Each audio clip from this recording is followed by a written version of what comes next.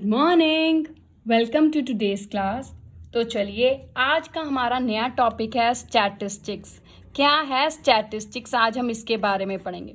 ये 9th class में भी है, 10th क्लास में भी है, पर हम सबसे पहले 9th क्लास के स्टैटिस्टिक्स के बारे में बात करेंगे, जो 9th क्लास की एनसीईआरटी बुक का 14 चैप्टर है। क्या है उसमें स्टैटिस्टिक्स। सबसे पहले हम बात करते हैं किसे कहते हैं स्टैटिस्टिक्स।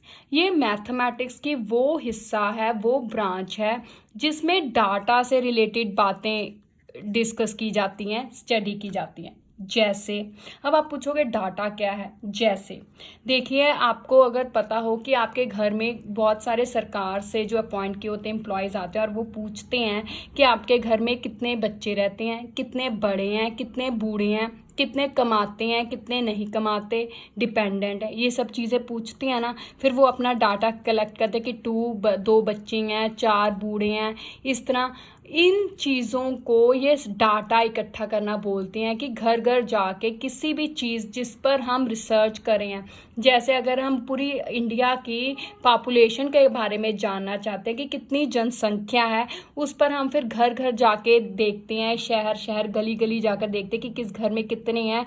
उसके बेसिस पर हम कंक्लूजन निकालते हैं। उन चीज़ों को क्या कहते हैं, डाटा।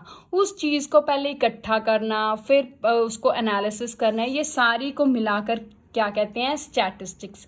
ये मैथ की एक ऐसी ब्रांच है जिसमें इन चीज़ों के किसी भी डायग्राम को ग्राफिकली दिखाना, फिर उसको एनालिसिस करना, वो सारा इसमें होता है। ठीक है, अब हम पहले देखते हैं कि हमारे लिए स्टैटिस्टिक्स हम कैसे इसे क्लियर और कर सकते हैं।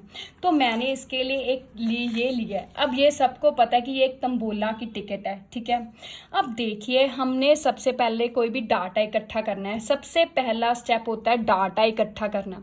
तो मान लीजिए मैंने ये अपने एरिया के सारे लोगों का डाटा इकट्ठा किया है। किस चीज़ का, वेट का, कि मेरे एरिया में हर घर में हर इंसान का कितना वेट है। जैसे पहला बच्चा, उसका 10 किलो वेट है, ये 2 किलो वेट वाला बच्चा, ये 8 किलो वेट वाला बच्चा, इस तरह ये सारे मैंने अपने एरिया के सारे लोगों का वेट इकट्ठा कर लिया। ठीक है, अब बात आती है ऑर्गेनाइज करना। मतलब क्या हुआ, जैसे हम देखें बाजार से कोई चीज़ लेकर आते हैं, तो एक तो उसको वैसे की वैसे रख दिया, एक तरीका वो हो गया। दूसरा तरीका क्या है, उसको एक जगह इकट्ठे, मतलब अगर दालें लेके आए तो दालों वाली जगह पे रखा, फ्रूट लेकर आए तो फ्रूट वाली जगह पर रखा। तो दोनों में फर्क है ना, एक को वैसे का वैसे रख देना, एक को अलग अलग छांट कर रखना। वही हम देखने लगे हैं कि अब ऑर्गेनाइजेशन ऑफ डाटा कैसे होता है। ठीक है, उसी से हमारा पढ़ने का काम शुरू होगा। ठीक है, तो मान लीजिए जैसे अब ये मैंने डाटा इकट्ठा किया है। ठीक है, तो पहला तरीका क्या है, वैसे का वैसे लिख लेना। ठीक है, तो मैं पहला तरीका कैसे लिखने लगी हूँ, मान लीजिए ये मैं लिखने लगी हूँ 10, 32, 56, आगे 72, 85, 2, 13, 35, 47, 65, आगे है 8, 26, 49, 69 एंड 78। तो ये एक मैंने स्लिप की लिख ली। ठीक है, अब दूसरा तरीका क्या है। अब अगर मैं इस तरह सारी स्लिप्स की लिखूंगी तो कितना टाइम लग जाएगा, कितना टाइम वेस्टेज है।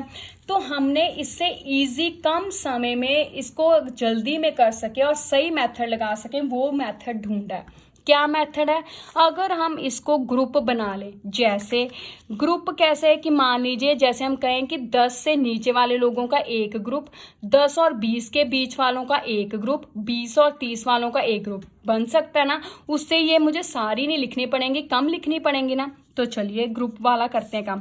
पहला ग्रुप बनाती हूँ कि वो मेरे एरिया के बच्चे जिनका वेट 0 से लेकर 10 किलो के बीच में है। ठीक है, अब हम काउंट करते हैं कि 0 और 10 के बीच में कितनी है।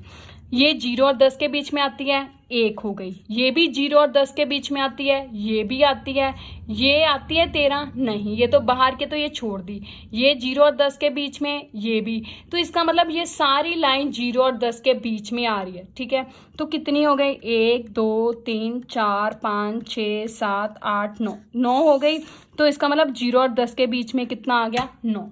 ठीक है, अब आप कहोगे ये तो मैंने काउंट ही नहीं किया। क्यों नहीं काउंट किया, ये मैं अभी बताती हूँ। तो अब हमने 0 और 10 के बीच में कितने बच्चे हैं जिनका वेट है वो है 9, ठीक है। अब आगे बारी है 10 से 20 वाले, उन बच्चों का हम वो बच्चे गिनने हैं जिनका वेट 10 किलो से लेकर 20 किलो के बीच में है। अब आप कहोगे कि जब भी हम ग्रुप बनाते हैं तो ग्रुप ऐसे बनाते हैं कि पहला अगर 0 से 10 बन गया तो दूसरा 11 से 20 शुरू करते हैं, है ना। लेकिन मैथ में हम यहाँ ये जो टर्म है सेम रखते हैं। क्यों? देखिए, ये तो हम वेट की बात कर रहे थे। मान लीजिए किसी का वेट है 10 किलो 500 ग्राम, ठीक है। अब 10 किलो 500 ग्राम इसमें आता है नहीं, 10 किलो से ज़्यादा है ना थोड़ा, तो वो इसमें तो आएगा ही नहीं, इसमें आएगा क्योंकि यहाँ से 11 किलो से ये स्टार्ट होता है ग्रुप, तो इसमें भी नहीं आएगा। फिर 10 किलो 500 ग्राम वाला कहाँ जाएगा? वो इन दोनों में ही नहीं ना आ रहा। मैथ में जब पॉइंट वाली टर्म्स को देखना पड़ता है तो प्रॉब्लम हो जाती है, वो छूट जाती हैं। इसी वजह से मैथ में जब भी हम डाटा को ऑर्गेनाइज करते हैं, ग्रुप बनाते हैं, तो ये टर्म सेम रखते हैं। जैसे मैंने यहाँ लिखे हैं 0 to 10, अब अगली 10 से 20 शुरू की है। अब 10 किलो 500 ग्राम इसमें आ जाएगा ना, ठीक है। अब यहाँ से एक प्रश्न और उठता है कि अगर हमने दो तरफ 10 लिखा है तो हम दो तरफ 10 काउंट करेंगे तो दो बार काउंट हो जाएगा? नहीं। क्यों? हम 10 को एक बार ही काउंट करेंगे। किस तरफ? इस तरफ। ये वाली रकम हम नहीं काउंट करेंगे, ये तब काउंट होगी जब वो इस तरफ आ जाएगी, ठीक है। जैसे अब हमने 10 इसमें नहीं काउंट किया, इसमें करेंगे। इसका मतलब इसमें कहाँ तक करेंगे? 10 किलो से लेकर 19 किलो 900 ग्राम तक देखेंगे कि कितने बच्चे हैं, ठीक है। 20 किलो नहीं देखेंगे। तो चलिए, एक ये हो गया, एक ये हो गया। ये आता है 10 और 20 के बीच में नहीं, और कोई टर्म 10 और 20 के बीच में नहीं आ रही। इधर ये आ रही है, इधर ये सारी टर्म आप देखो 10 और 20 के बीच में आ रही है। तो कितनी टर्म्स है? काउंट करें। 1 2 3 4 5 6 7 8 9 10 10 है, तो इसका आंसर कितना हो गया? 10। अब अगला ग्रुप बनाऊंगी 20 और 30, मतलब वो इंसान जिनका वेट 20 किलो से लेकर 30 किलो के बीच में है। ये 20 और 30 नहीं, ये भी नहीं, ये आता है 1 हो गया, एक ये रहा 2 3 4 5 6 7 8 9 एंड 10, ये भी 10 हो गए, ये हो गया। ऐसी तरह हम सारे बना सकते हैं। 30 से 40 किलो, 40 से 50 किलो। सबसे बड़ी टर्म हमारी यहाँ पे 86 है, तो अब हम सबसे बड़ी टर्म 86 है, तो इसी तरह अगर हम ग्रुप बनाते रहें तो आप कहोगे 70 से 80, 80 से 86 किलो तक नहीं बनाएंगे। क्यों? क्योंकि सब ग्रुपों का फर्क 10-10 है ना। यहाँ पे भी 10 किलो, यहाँ पे भी 10 किलो, यहाँ पे 6 किलो हो जाएगा। फर्क हमेशा सेम ही रखेंगे, चाहे हमारे पास वो लोग हों ना हो। तो हम यहाँ पे 80 से 90 किलो ही लिखेंगे, ठीक है। काउंट 86 तक ही होगा। 1 2 3 4 5, ये देखो 90 है ना। 1 2 3 4 कितने हो गए? 1 2 3 4 5 6 7 8 9 10 11 है। ये कितनी हो गई? 11, ठीक है। ये भी होंगे। हो गई बात।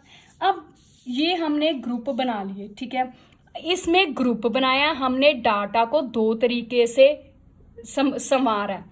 एक तो वैसे का वैसे लिख दिया, दूसरा उसे संवार कर ग्रुप बना कर लिखा। इसमें कम टाइम लगा। अब इसको क्योंकि ग्रुप बना कर लिखा है तो इसे कहते हैं grouped frequency distribution. Frequency distribution ये कहते हैं, ठीक है। इसमें ग्रुप नहीं है, ठीक है, तो इसको क्या कहते हैं? अनग्रुप्ड। अनग्रुप्ड, या जैसी चीज आई वैसे की वैसे हमने लिख दी तो इसे रॉ डाटा भी कहते हैं। जैसा चीज इकट्ठी की, जैसे अंकड़े इकट्ठे किए वैसे के वैसे लिख दिए। रॉ माने कच्चा होता है ना, हमने इसे पकाया तो नहीं, हमने इसे संवारा तो नहीं, तो जैसा आया था वैसा रख दिया, इसलिए इसे रॉ डाटा भी कहते हैं, ठीक है। अब हम इस चीज को भी टेबल के रूप में लिख सकते हैं। जैसे ये हमने टेबल के रूप में लिखे ना। देखिए, ग्रुप का मतलब ग्रुप हो गए, फ्रीक्वेंसी का मतलब होता है कि कोई चीज़ कितनी बार आई है। जैसे 0 और 10 के बीच में कितने बच्चे आए हैं? 9। ये कितने बच्चे आए हैं? 10। तो इसका मतलब किसी चीज़ के कितना नंबर हुआ उसको फ्रीक्वेंसी बोलते हैं। तो ये क्या हो गई? इसकी फ्रीक्वेंसी। डिस्ट्रीब्यूशन मतलब टेबल के रूप में दिखाना, ठीक है। अब यहाँ पे अनग्रुप है, ग्रुप नहीं है। फ्रीक्वेंसी यहाँ पे बन सकती है, हम इसको भी टेबल के रूप में दिखा सकते हैं। कैसे? पहले 10, 10 कितनी बार आया, एक बार। फिर आगे 32 है, वो कितनी बार आया, एक बार। आगे 56 है, वो कितनी बार आया, एक बार। इस तरह हम सारी रकमें लिख सकते हैं। तो ये इनकी क्या हो गई, फ्रीक्वेंसी। तो इसको भी हम लिख सकते हैं अनग्रुप्ड फ्रीक्वेंसी डिस्ट्रीब्यूशन। मतलब अब टेबल के रूप में लिख दिया ना, तो डिस्ट्रीब्यूशन हो गई, फ्रीक्वेंसी भी लिखी गई, तो इसकी वजह से इसको अनग्रुप्ड फ्रीक्वेंसी डिस्ट्रीब्यूशन, इसे ग्रुप्ड फ्रीक्वेंसी डिस्ट्रीब्यूशन। मतलब स्टैटिस्टिक्स में पहला काम आंकड़े इकट्ठे करना, दूसरा काम उसको संवारना। किन तरीकों से, 2 तरीकों से, चाहे इससे और चाहे इससे। ठीक है, अब इन दोनों तरीकों में कुछ चीज़ें हमने देखनी है, कुछ मैथमेटिकल टर्म्स। पहली टर्म क्या है, पहली टर्म है रेंज। क्या कहते हैं रेंज, ठीक है। रेंज जैसे मान लीजिए अगर मैं बात करूं कि उसकी, कहते हैं ना हम कि वो ज़्यादा से ज़्यादा कितनी दूर दौड़ सकता है, तो हम कह सकते हैं कि वो ज़्यादा से ज़्यादा 5 किलोमीटर दौड़ सकता है। तो कहते हैं ना उसकी रेंज 5 किलोमीटर है। मतलब शुरू से लेकर अंत तक का फ़र्क, 0 से लेकर 5 किलोमीटर, तो फ़र्क 5 में से 0 गए 5 हुआ ना। उसी तरह मैथ में रेंज क्या होती है, मैक्सिमम नंबर, ठीक है, माइनस मिनिमम नंबर। मतलब सबसे बड़ा नंबर कौन सा, अब इसमें देखें तो सबसे बड़ा नंबर 85 है ना, तो ये हो गया मैक्सिमम नंबर, माइनस सबसे छोटा मिनिमम, मतलब सबसे छोटा नंबर 2, तो दोनों को माइनस कीजिए, कितना आ गया 83। तो इसका मतलब इसकी रेंज, इस डाटा की रेंज कितनी है, 83। ठीक है, अब इसमें तो इजी था। अब हम इसमें रेंज देखेंगे। रेंज देखने के लिए हम कुछ चीज़ें पहले देखेंगे। क्या, हमने ये ग्रुप बना लिए, पर मैथ में इनको क्या कहते हैं। जैसे सिंपली तो हमने ग्रुप कहा ना, तो मैथ में इस हर ग्रुप को क्या कहते हैं, क्लास इंटरवल। क्लास इंटरवल कहते हैं, इस पूरे को क्लास इंटरवल बोलते हैं। ठीक है, जैसे 0 to 10 एक क्लास इंटरवल है, और इसको क्लासेस भी कह देते हैं। ठीक है, क्लासेस भी कह देते हैं। अब जो ये वाली रकम है, ठीक है, ये छोटी अपने ग्रुप का, ये इस ग्रुप का छोटा मेंबर, ये इस ग्रुप का सबसे छोटा मेंबर, ये इस ग्रुप का सबसे छोटा मेंबर। इसका मतलब इधर वाली लाइन अपने अपने ग्रुप की सबसे छोटी है, तो इसे क्या बोलते हैं हम, लोअर लिमिट। लोअर लिमिट या लोअर क्लास भी बोलते हैं। लोअर वर्क शब्द आने आना, चाहे लिमिट बोल लीजिए चाहे क्लास बोल लीजिए।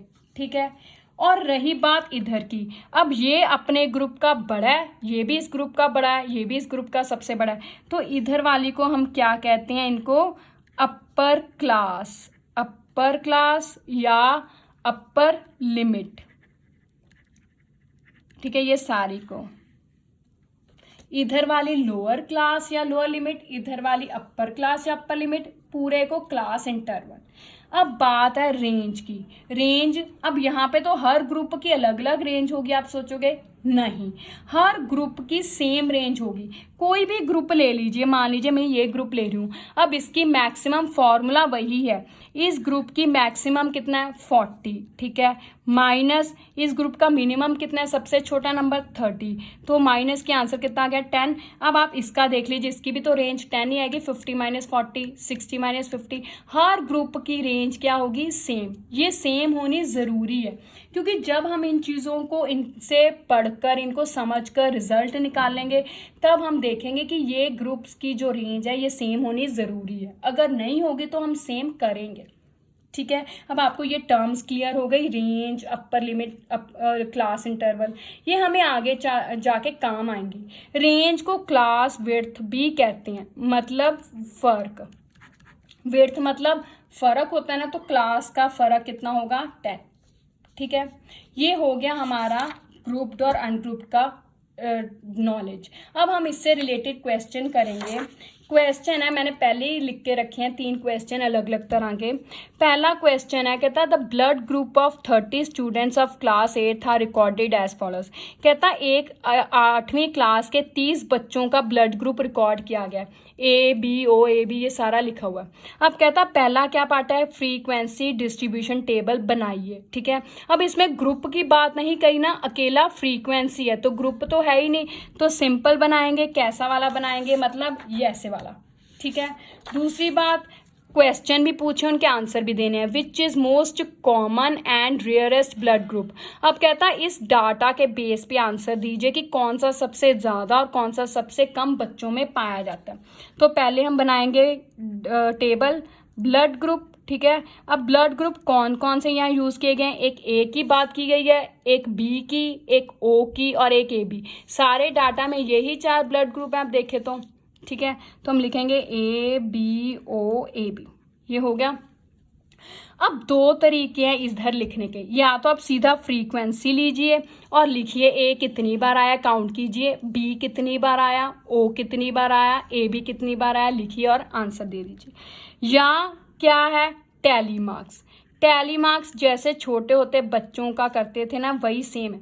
कैसे, अब हमें काउंट करने की ज़रूरत नहीं, क्योंकि काउंट में कई बार सेम कन्फ्यूजन भी हो जाती है, तो हम एक एक करके कर ही जाएंगे। जैसे पहला ए है तो ए के आगे हमने एक लाइन लगा दी, फिर अगला बी है तो बी के आगे लाइन लगा दी, फिर ओ है फिर ओ के आगे लाइन, फिर ओ है फिर ओ के आगे एक और लाइन लगा दी, फिर ए बी है ए बी के आगे लाइन, फिर ओ के आगे लाइन, फिर ए के आगे लाइन, फिर ओ के आगे लाइन, फिर बी के आगे लाइन, फिर ए के आगे लाइन, फिर ओ है। अब यहाँ पे 1 2 3 4 है, 5वीं लाइन साथ में नहीं लगानी, इसे ऐसे कट करना है। क्यों, ये एक सिंपल तरीका है कि इजीली काउंट करने का, कि अगर ऐसे है तो इसका मतलब ये 5 का जोड़ा बन गया, तो हमें काउंट करने, जैसे यहाँ पे काउंट करना पड़ेगा, एक तो 3 है तो 3 लिखना पड़ेगा। अगर ऐसे है तो सीधा हमें पता है कि ये 5 का जोड़ा है तो सीधा 5, ठीक है।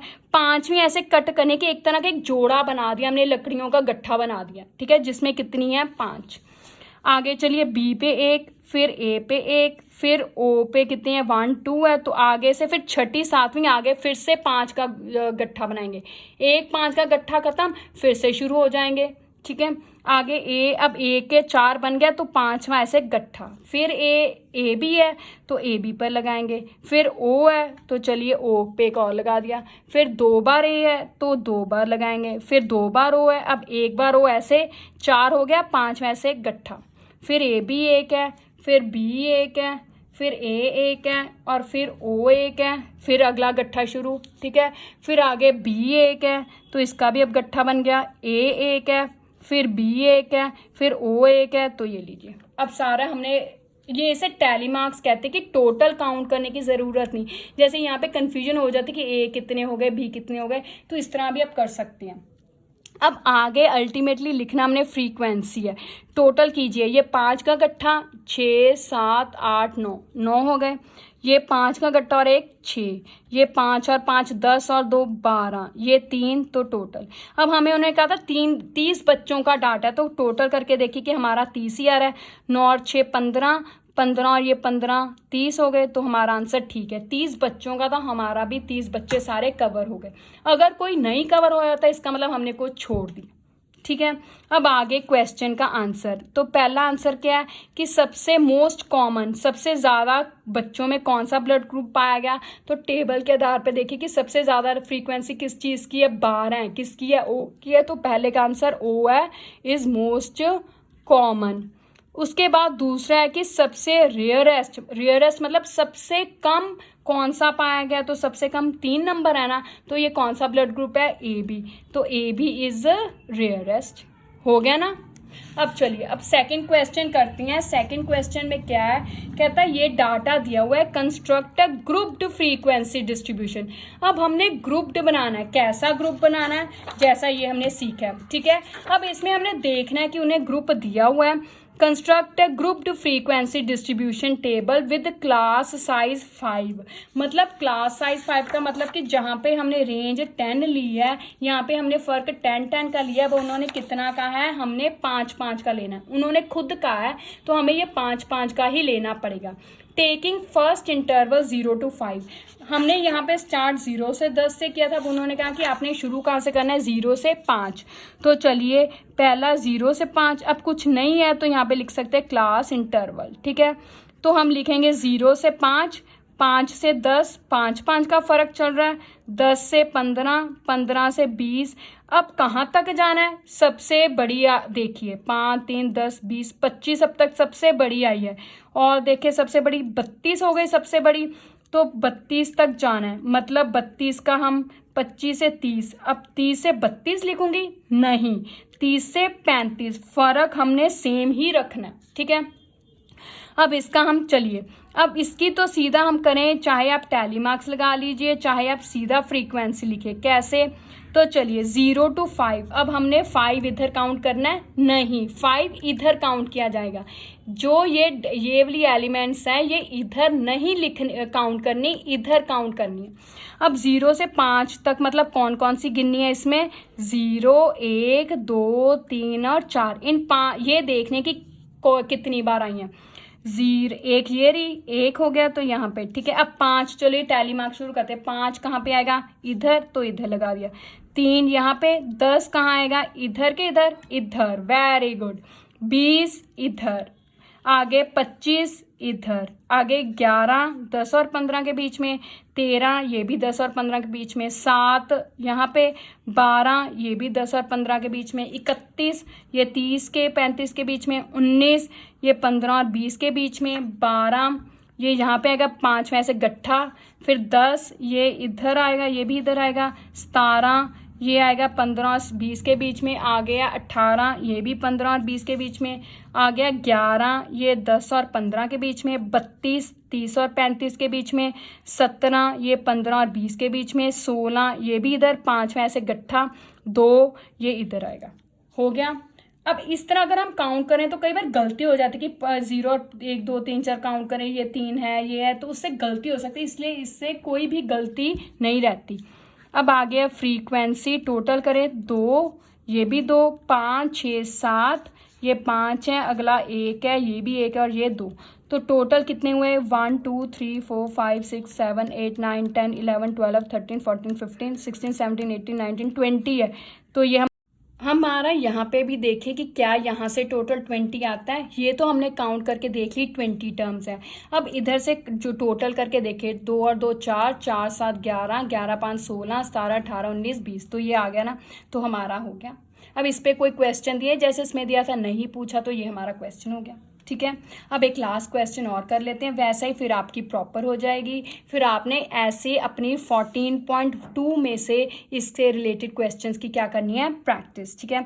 तो अभी क्या क्वेश्चन है हमारा, अब वही उसने कहा, ये डाटा दिए, construct grouped frequency distribution table taking class intervals, ये अब उसने ये नहीं बताया कि कितना साइज, जैसे इसमें बताया था ना क्लास साइज 5 है, इसमें ये नहीं बताया कि कितना साइज, ये कहा कि आपने ऐसे लेना है, तो इसमें दिख रहा है कि कितना फर्क है 5 का, तो 5 का फर्क लेना है, पर उसने कहा ऐसे लेने हैं। अब ये भी नहीं कहा, जैसे पहले में कहा था स्टार्टिंग फर्स्ट इंटरवल, यहाँ पे स्टार्टिंग नहीं, यहाँ पे हमें खुद देखना पड़ेगा हमारी छोटी वाली कौन सी है। तो चलिए अब सबसे पहले छोटी देखें कौन से, 150 छोटी है और 150 से ज़्यादा छोटी कोई है, 150 से ज़्यादा छोटी कोई भी नहीं है। तो हम कहाँ से स्टार्ट करेंगे, 150, ये क्लास इंटरवल को शॉर्टकट CI, 150 से फ़र्क कितना रखना है 5 का, तो 155, 155 से 160, 160 से 165, 165 से 170। अब सबसे बड़ी देख लें कौन सी है, फिर ही हम देखेंगे कहाँ तक जाना है, ठीक है। ये 170 है, 172 भी है, तो 172 सबसे बड़ी है, तो हम 175 तक जाएंगे, डिफरेंस सेम रखना है 5 का, ठीक है। तो चलिए अब हमने वैसे क्या था, एक बार मैं आपको सिंपल करके दिखा देती हूँ कि गलती कैसे होती है। अब फ्रीक्वेंसी काउंट करें, 150 से 155 के बीच में देखना है, तो 150, 151, 152 हमने क्या क्या देखना है, 150, 151, 152, 153, 154, ये टर्म्स देखनी है, ठीक है। यहाँ पे कोई पॉइंट वाली है ही नहीं, तो हम पॉइंट वाले इसलिए काउंट ही नहीं करते। तो देखिए ऐसी एक ये रही, ठीक है, और कौन सी है, एक ये हो गई और एक ये हो गई, एक ये हो गई, नहीं 1 2 हो गई, 3 4 5, और कौन सी है 6, और कौन सी है 7 हो गई, तो इसका आंसर आ गया 7। देखा मैंने जैसे कर लिया, पर इसमें गलती हो सकती है, ठीक है, इसलिए ये मेथड सबसे ज़्यादा और मिस्टेक नहीं होगी। चलिए 155 to 60 देखना है, मतलब 155 देखना है, 156 देखना है, 157, 158 और 159 ये देखने हैं टोटल कितनी बार आए हैं। 155 मतलब 5 वाली लाइन वाले देखने हैं, 155 यहाँ पे ये रहा 1 और है 2 ठीक है, 3 है तो ये लिखेंगे। अब 160 to 165 मतलब 161 से लेकर 164 तक देखेंगे। 1, ठीक है, ये नहीं काउंट करें, ये इधर काउंट होगा तो 1 ये रहा हमारे पास, ठीक है। 2, 3, 4, 5 और 5 हो गए, 6 ही है तो ये लिखेंगे। अब 165 to 70, 1, ठीक है, 2 और कौन सा है, 2 2 2 2 2 2 2 3 ही हो गए। अब जो बच गए वो इधर रह गए। कौन सा बच गया हमारा, ये बचा, 1 2 3 हो गए। अब हमारा टोटल क्या बनता है, 7 3 10 10 16 17 18 19 20 21 22 हो गए। देखें इधर 22 टर्म्स हैं, 1 2 3 4 5 6 7 8 9 10 11 12 13 14 15 16 17 आगे 18 19 20 21 22, तो ये हो गया। अब उसने कहा था सिर्फ कंस्ट्रक्ट करना, ये हमने कंस्ट्रक्ट कर लिया। अगर क्वेश्चन पूछा था तो हम आंसर दे देते। तो देखा ये मेथड से गलती नहीं होगी, इससे गलती हो सकती है। पर अब आपने देख लिया कि सबसे पहले हमने क्या देखा कि ग्रुप्ड और अनग्रुप्ड में क्या फ़र्क है, कैसे डाटा को ऑर्गेनाइज किया जाता है, फिर कैसे इनका क्वेश्चन सॉल्व किए जाते हैं, कैसे टेबल बनाया जाता है, ठीक है। अब हम अगले लेक्चर में इन्हीं टेबल्स को ग्राफ के रूप में कैसे दिखा सकते हैं, फिर इनको कैसे इनका एनालिसिस किया जाता है वो भी देखेंगे, ठीक है। तो टिल देन आपने इनसे रिलेटेड क्वेश्चंस करने हैं। ये आपकी 14.2 एक्सरसाइज से रिलेटेड क्वेश्चन है 9th क्लास की, ठीक है। NCERT बुक का 14 चैप्टर है, ठीक है। Thank you, have a nice day.